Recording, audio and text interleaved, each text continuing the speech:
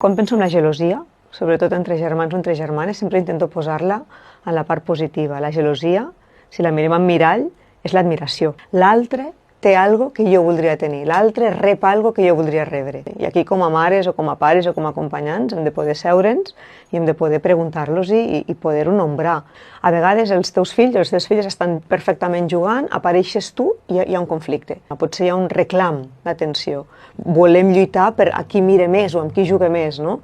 I això és natural i això és un procés d'aprenentatge. El que hem de fer és explicar-los-hi. Quan un infant pega un altre o s'enfada, no és perquè no l'estimi, és perquè és l'única manera que té de mostrar-li el seu malestar. No us penseu que ho feu malament perquè els vostres fills es barallin. El que necessiten són mares i pares que els hi expliquin el que els està passant i que els hi donin a entendre que un dia això els hi deixarà de passar perquè tindran altres eines per poder expressar el que necessiten. No podem ser igualitaris davant de cada nen o cada nena perquè no els infants necessiten sempre el mateix. Doncs aquí és molt interessant afinar aquesta diferència entre el que és igual i el que és equitatiu.